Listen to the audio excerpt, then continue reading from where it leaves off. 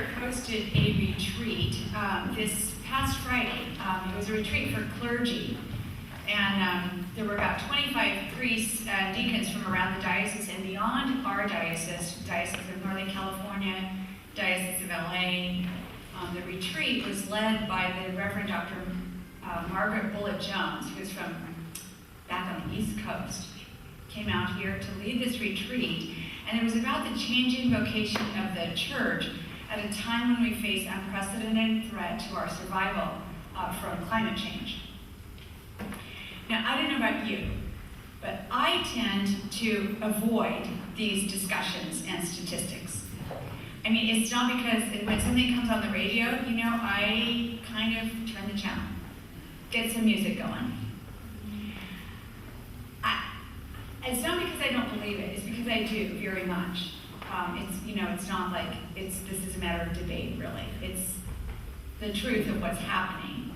And I get so upset and so depressed about it that I don't want to hear anything more about it.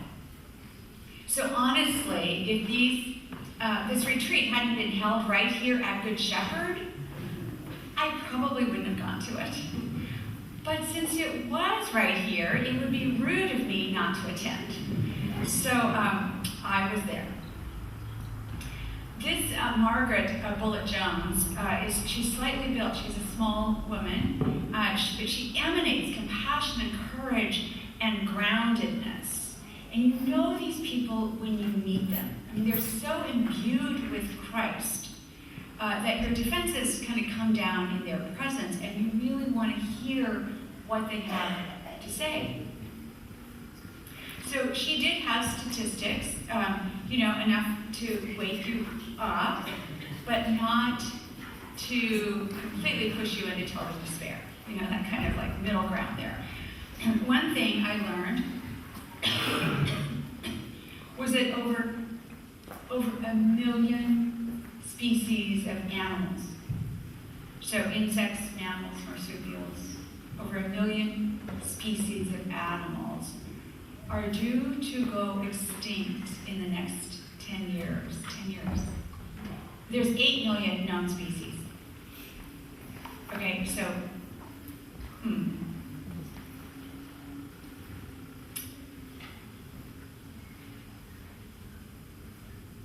The thing about this retreat that helped me a lot and that really changed my life in some ways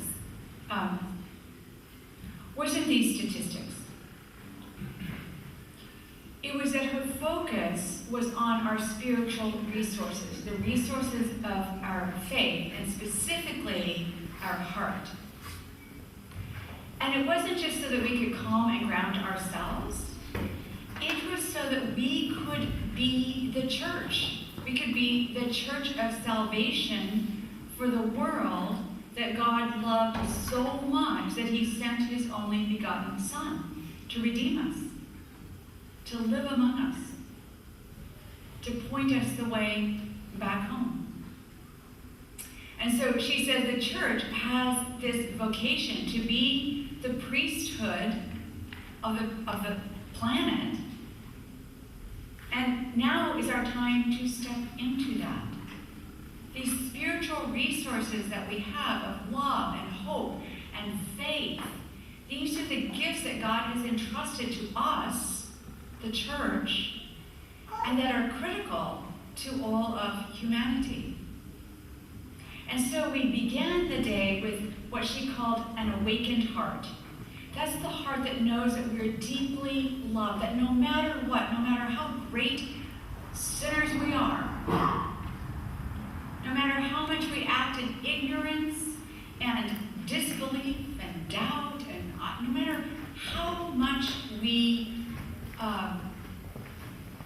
sin, and how much we live out our brokenness, no matter how much we are loved, we are deeply, deeply, profoundly loved.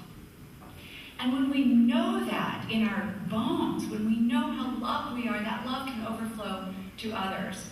And so we recall to places that we love, places in nature.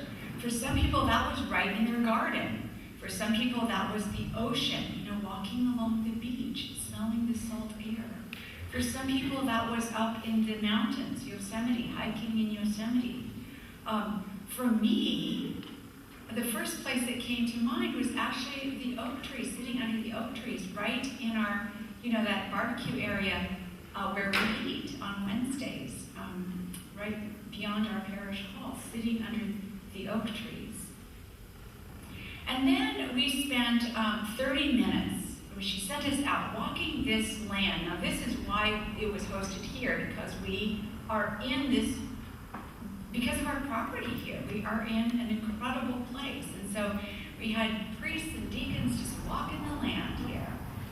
And she sent us out to walk with this injunction from Martin Buber, who's a Jewish philosopher, and he wrote a book called I, Thou.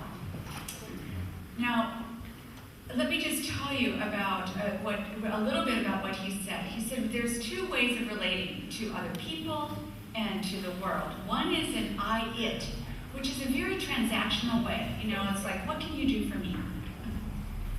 I need this job done. I'm going to call Alan and ask if he could do this job. And all of you have had that conversation with me at one point or another. An I-it relationship. Hopefully I'm not treating you as an it. That's not in my heart whatsoever. But how much does this piece of land cost? What's it costing us to have this piece of land? What's it worth? What can we get from it? What can we do with this? I-it. An I-thou relationship is much more about, it's really rooted in this, you're made in the image of God. So you have your own life, your own dreams, your own hopes. It's a way of being with other people and with the trees and the animals and the resources, all of this around us in a much more humble kind of way that acknowledges, I have my place, you have your place, and we're both created and loved by God. So we were sent out with to walk the land, looking at everything through an I-thou lens. Now this can sound a little new agey and woo-woo, right? I-thou with that tree. So we did that, and I sat out on this land here, and I thou'd with some grasshoppers. And I can't tell you that I learned very much. I mean, they tolerated my presence, and I enjoyed them. But it was deeply restful. It was deeply, profoundly restful to me. I wasn't having to think about, are you going to eat up whatever? Are you, it was just restful. So we spent 30 minutes doing that. And when we came back, we kind of reported in, and then we began wading into the courage part of this whole thing. Courage, the courage it takes to wade into this knowledge of the crisis of climate change.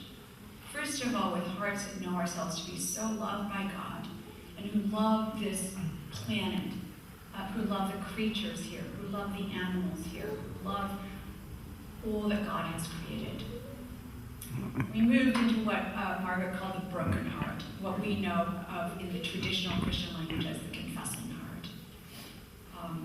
The heart that acknowledges that our actions have consequences, that ripple out in unforeseen ways, that harm others. In this case, our addictions to using more and more energy and chemicals that we know harm the atmosphere and the oceans. The brokenness of our facing our unwillingness to endure the pain of changing how we live, changing our behaviors. The truth is, we are sinners from our mother's womb. Just like the psalm that David wrote in the Psalms.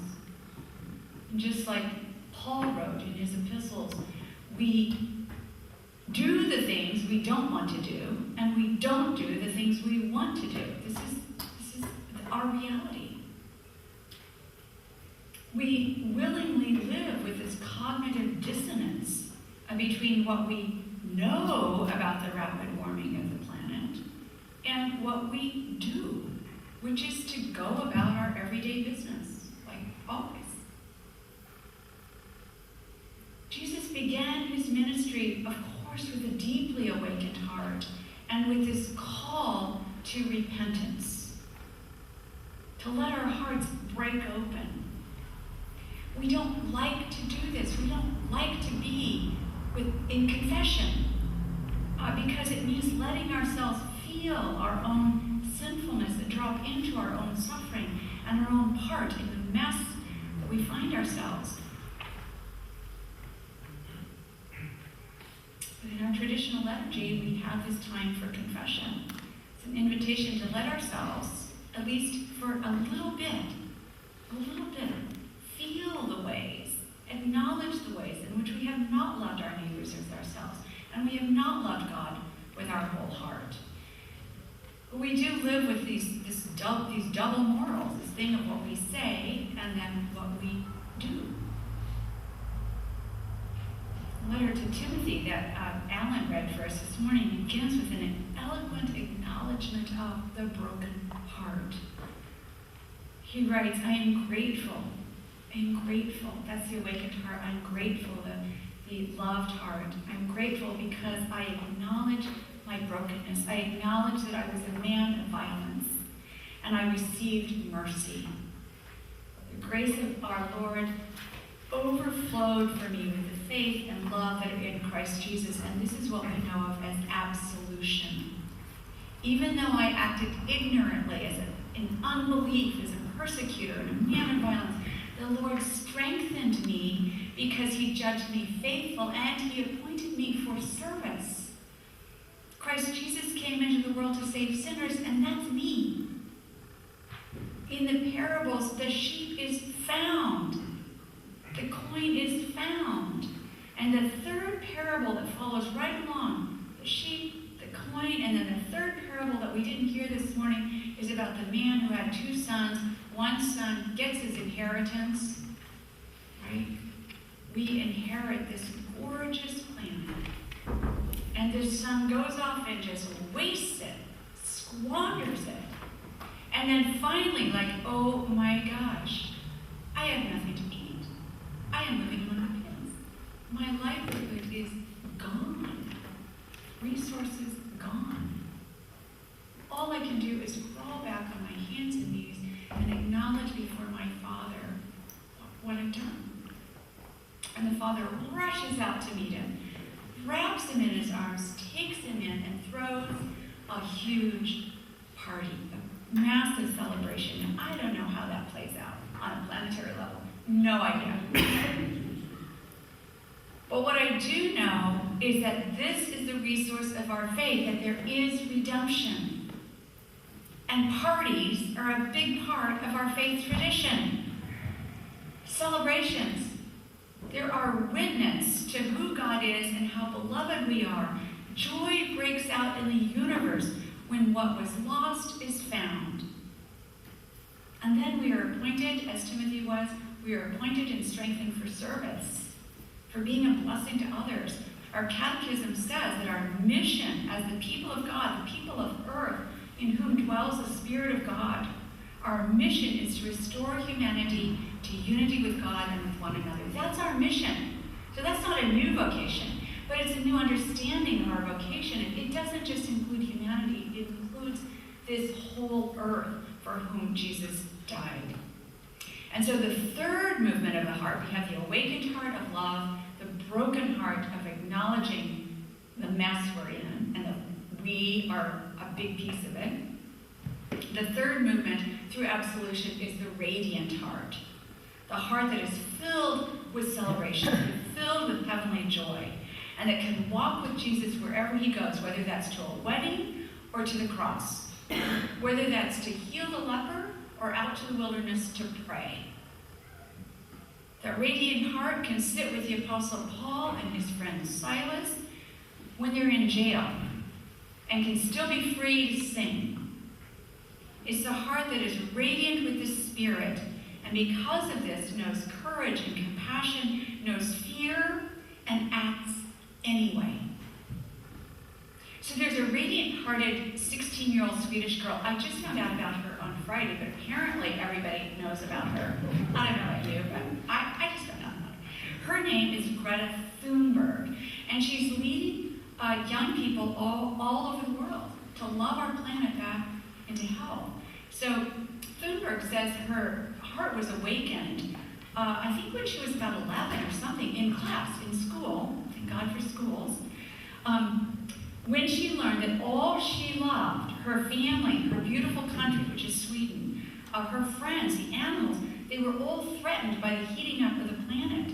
And her heart was broken when she learned more about animals going extinct and the ways in which our planet is not going to be able to sustain life if it heats up beyond a certain point.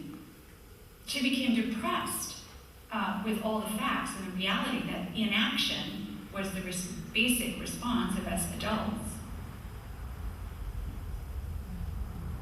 And then I believe God moved in her. God moved in her and moved her out of her broken heart and into the radiant heart space. And she walked out of school one Friday with a hand-lettered sign that says, "Strike for climate action." Just her. Strike for climate action. And she's done so every Friday since, and hundreds of thousands of young people have done this with her since then. Just immediately picked up on what she was doing. So this is a worldwide movement to save our planet, led by the prophets, right? Led by the young people, the prophets. And our own Salinas High School is going to do a Friday for the Future walk to City Hall this Friday, and they have allowed us older people to come along. So since learning about Greta this past Friday, I have watched a half a dozen interviews with her on YouTube, and I highly commend that you do so. She is on the spectrum, and so she sees things in pretty black and white terms. And I'm telling you, I think we need to see things in pretty black and white terms right now. She says that her autism helps her to go against the grain. She doesn't read social cues the way we all do. So it's not, so she says she learned about this. Why aren't we doing something about it? Do something about it. She's remarkable. And she's here in the United States right now. She goes against the grain, as all prophets do, as Jesus did, as so many people of faith have done, gone against the grain to both speak the truth and act on the truth. So these radiant heart people, they attract others, they attract attention, and they lead us into making courageous and difficult changes. So that's who we are called to be, the people of God, awakened, broken, and radiant. Acting on what we know. Now, what does that mean for us? I have no idea. I don't know. But what I do know, that the diocese is moving on this. Dioceses all over the country are moving on this. There's something called Sustaining Island Home, which we'll have forums on. We had already decided in October is the patron saint of the environment, St. Francis. His feast day is in October. So we're going to really focus on this. We're going to first invite a friend, Sunday, October 6th. Invite a friend, bring the animals. I think we're going to have goats here to kind of pet. And we'll talk about animals. We'll bless the animals. The animals bless us every single day. It's our day to bless them. Invite a friend, bring an animal, bless the animals. The next Sunday, we're going to plant wildflower seeds and have beekeepers here. And the next Sunday after that, October 20th, we're going to be led by our music director, who is in England right now. But Eric is going to teach us some vegan recipes. Not that we're all going to become vegans. No. But there's some good recipes out there. There's some good things to eat. And so he's gonna, and we may have a medical doctor here talking about so eating a little bit less meat. Okay, so we're going to move in our own way into this radiant, hard vocational, the mission of the church, vocation of the church, to love this world as God sent Jesus to die for. Praise be to God. Amen.